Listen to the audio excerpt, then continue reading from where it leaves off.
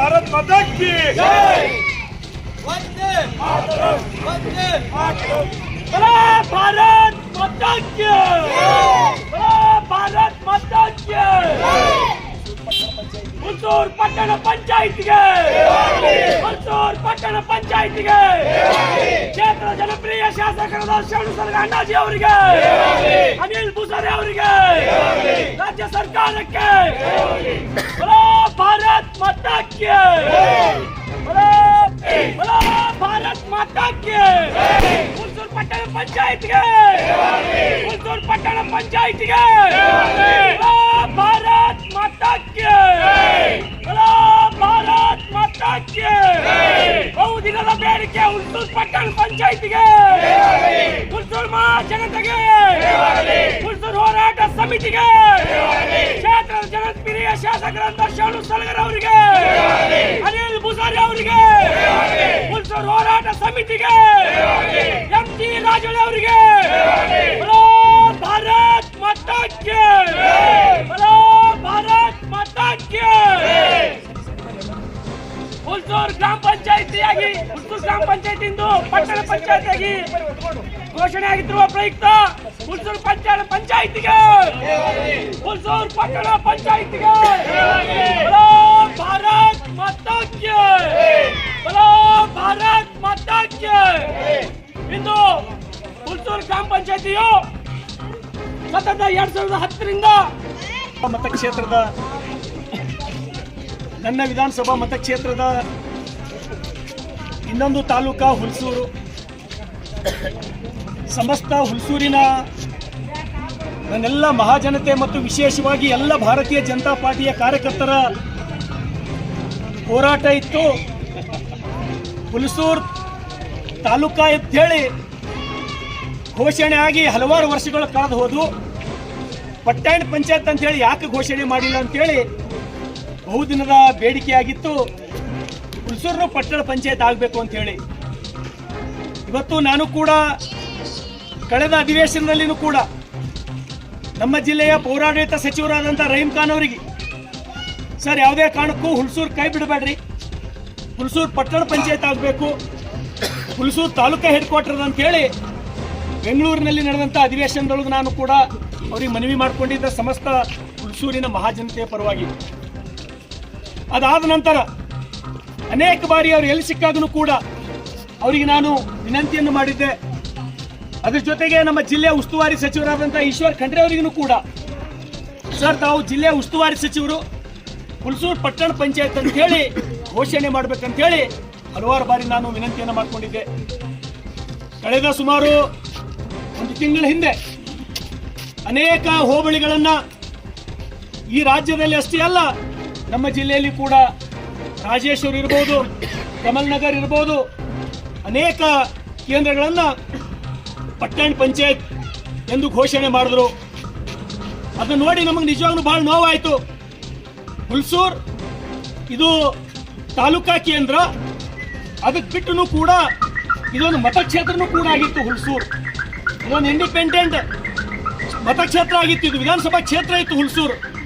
ಇದು ಬಿಟ್ಟಾರಂತೇಳಿ ನೋವಾಗಿ ಸಮಸ್ತ ಹುಲ್ಸೂರಿನ ಇಲ್ಲಿ ನನ್ನ ಜೊತೆ ವಿಶೇಷವಾಗಿ ಮಾಜಿ ಜಿಲ್ಲಾ ಪಂಚಾಯತ್ ಅಧ್ಯಕ್ಷರು ಆದಂಥ ಅನಿಲ್ ಬುಸಾರೆ ಅವರು, ಮಾಜಿ ಜಿಲ್ಲಾ ಪಂಚಾಯತ್ ಸದಸ್ಯರು ಆದಂಥ ಮಲ್ಲಪ್ಪ ಧಬಾಲೆ ಅವರು, ನಮ್ಮ ರೂಪಾತಾಯಿ ಅಕ್ಕವರು, ಗ್ರಾಮ ಪಂಚಾಯತಿ ಅಧ್ಯಕ್ಷರು ಉಪಾಧ್ಯಕ್ಷರು, ನಮ್ಮ ದೇಟ್ನೆ ಸಾಹೇಬರು, ಪಟ್ನೆ ಸಾಹೇಬರು, ಸೋಮೋಸಿ ಸಾಹೇಬರು, ಅನೇಕ ಜನ ಎಲ್ಲ ಇಲ್ಲಿನ ಮುಖಂಡರು ನಮ್ಮ ಜೊತೆ, ಅನೇಕ ಯುವಕರು ನಮ್ಮ ಯುವ ಮೋರ್ಚಾದ ಅಧ್ಯಕ್ಷ ನಾಗೇಶ್ ಮೇತ್ರೆ, ಅರವಿಂದ್ ಹರ್ಪಲ್ಲೆ, ಅನೇಕ ಜನ ಎಲ್ಲ ಯುವಕರು, ಜಗದೀಶ್ ಜೇಟ್ನೆ, ಅನೇಕ ಜನ ಎಲ್ಲರ ಹೆಸರು ತಗೊಳ್ಳೋ ನಾನು, ಬಸವರಾಜ್ ಡೋಣ್ಗಾಂವ್ ಅವರು, ಬಾಬುರಾವ್ ಬಾಲ್ಕುಂದೆ ಅವರು, ಅನೇಕ ಜನ ಎಲ್ಲರೂ ಇಲ್ಲಿ ಹೋರಾಟ ಮಾಡಿದ್ರು ಪಟ್ಟಣ ಪಂಚಾಯತ್ ಆಗ್ಬೇಕಂತ ಹೇಳಿ. ನಾನು ಕೂಡ ಬಸವ ಕಲ್ಯಾಣದಲ್ಲಿ ಒಂದೇ ಸೌನೆ ನೋವಾಗಿ ನಮ್ಮ ರಹೀಂ ಖಾನ್ ಸಾಹೇಬರಿಗೆ ಮಾಧ್ಯಮದ ಮುಖಾಂತರ ವಿನಂತಿಯನ್ನ ಮಾಡಿದೆ. ನಾನು ಬರ್ತಕ್ಕಂಥ ದಿನಮಾನಗಳಲ್ಲಿ ತಾವು ಹುಲ್ಸೂರು ಪಟ್ಟಣ ಪಂಚಾಯತ್ ಮಾಡ್ಬೇಕಂತ ಹೇಳಿ ನಾನು ಬೆಂಗಳೂರಿಗೆ ಹೋಗಿ ಮತ್ತೆ ಅವ್ರ ಕಚೇರಿಯಲ್ಲಿ ಕುಂತಾಗ ಅವ್ರಿಗೆ ಹೋಗಿ ನಾನು ಮನವಿ ಕೊಟ್ಟು ಬಂದೆ. ನಾನು ಮನವಿ ಕೊಡ್ತಕ್ಕಂಥ ಸಮಯದಲ್ಲಿ ಎಲ್ಲ ಅಧಿಕಾರಿಗಳಿದ್ರು.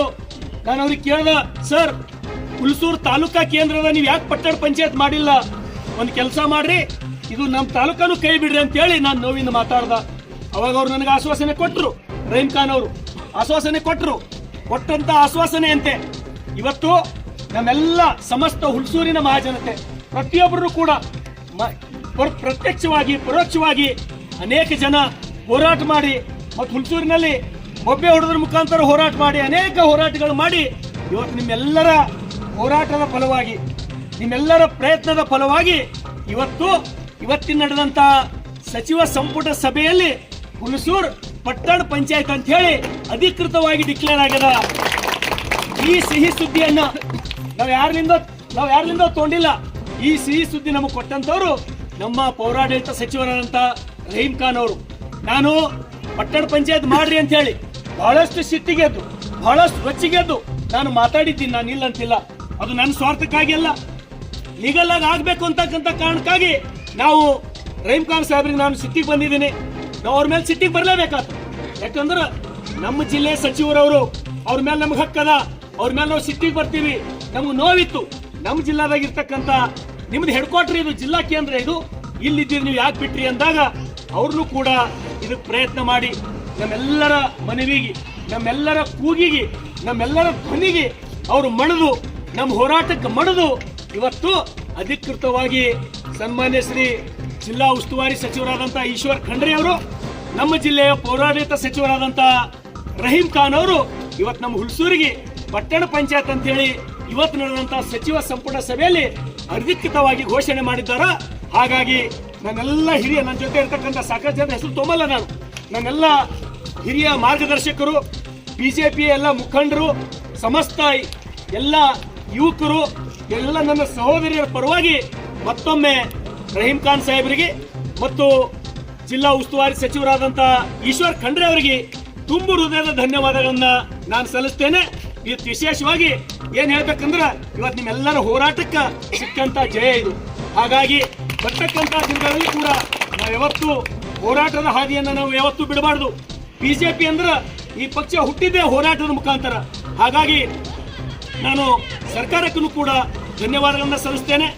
ವಿಶೇಷವಾಗಿ ನಮ್ದು ಇನ್ನೊಂದು ಬೇಡಿಕೆ ಇತ್ತು, ಮಂಟಾಳ್ ಕೂಡ, ಅದು ಕೂಡ ದೊಡ್ಡ ಹೋಬಳಿನೇ. ಅದು ಮಂಟಾಳ್ ಕೂಡ ಭೌಗೋಳಿಕವಾಗಿ ಬಹಳ ದೊಡ್ಡ ಗ್ರಾಮ. ಅದನ್ನು ಕೂಡ ತಾವು ಪಟ್ಟಣ ಪಂಚಾಯತ್ ಮಾಡ್ರಿ ಅಂತ ಹೇಳಿ ನಾನು ರಹೀಂ ಖಾನ್ ಸಾಹೇಬರಿಗೆ, ಜಿಲ್ಲಾ ಉಸ್ತುವಾರಿ ಸಚಿವರಿಗೆ ವಿನಂತಿಯನ್ನು ಮಾಡಿಕೊಂಡಿದ್ದೇನೆ.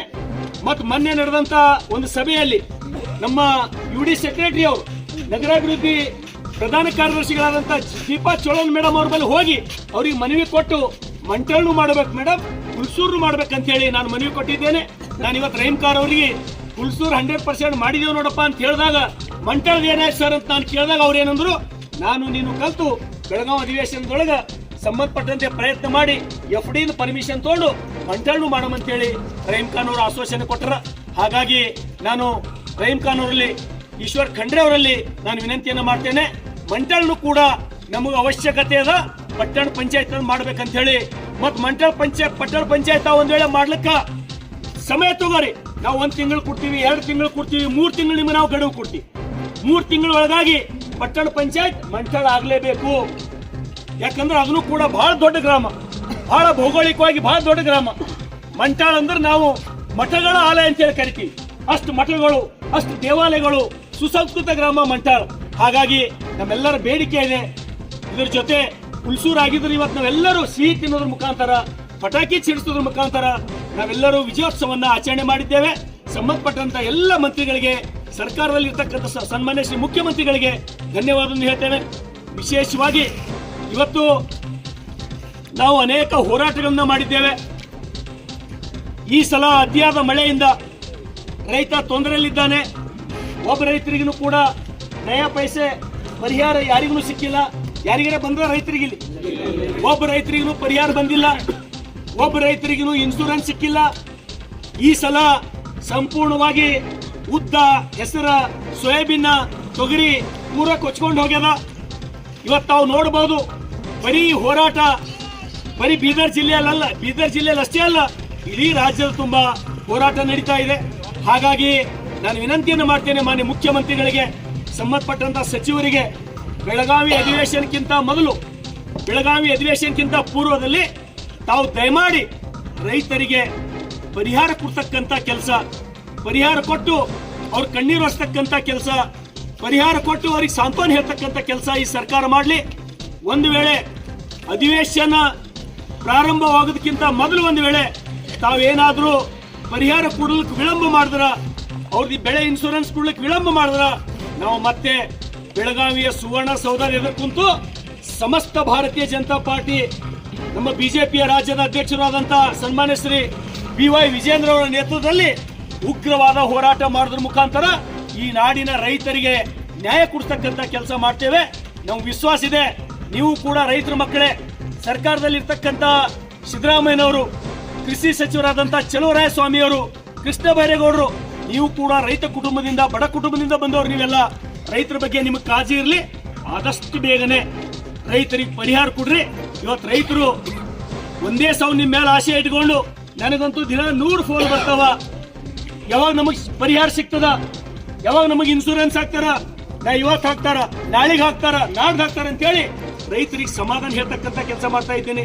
ಹಾಗಾಗಿ ಮತ್ತೊಮ್ಮೆ ನಾನು ಸಮಸ್ತ ಬಸವ ಕಲ್ಯಾಣದ ಮಹಾಜನತೆಯ ಪರವಾಗಿ ನಾನು ವಿನಂತಿಯನ್ನು ಮಾಡ್ತೇನೆ ಸರ್ಕಾರಕ್ಕೆ, ಆದಷ್ಟು ಶೀಘ್ರದಲ್ಲಿ ರೈತರಿಗೆ ಪರಿಹಾರ ಮತ್ತು ಇನ್ಶೂರೆನ್ಸ್ ಕೊಟ್ಟು ರೈತರಿಗೆ ಕಣ್ಣೀರು ಒರೆಸ್ತಕ್ಕಂಥ ಕೆಲಸ ಮಾಡಲಿ ಅಂತ ಹೇಳಿ, ಮತ್ತೊಮ್ಮೆ ವಿಶೇಷವಾಗಿ ಹುಲ್ಸೂರು ಪಟ್ಟಣ ಪಂಚಾಯತ್ ಮಾಡಿದಂತ ಸರ್ಕಾರಕ್ಕೆ, ಇದಕ್ಕೆ ನಮಗೆ ಸಹಾಯ ಮಾಡಿದಂತ ಪೌರಾಡಳಿತ ಸಚಿವರಿಗೆ, ಈಶ್ವರ್ ಖಂಡ್ರೆ ಅವರಿಗೆ, ಸಮಸ್ತ ಹುಲ್ಸೂರಿನ ಪ್ರತಿಯೊಬ್ಬ ನಾಗರಿಕರು, ಹಿರಿಯರು, ಯುವಕರ ವತಿಯಿಂದ ಹಾಗೂ ಸಮಸ್ತ ಬಸವ ಕಲ್ಯಾಣದ ಈ ನೆಲದ ಶಾಸಕನಾಗಿ ನಾನು ಕೂಡ ತಮಗೆ ತುಂಬು ಹೃದಯದ ಧನ್ಯವಾದಗಳನ್ನು ಸಲ್ಲಿಸ್ತೇನೆ.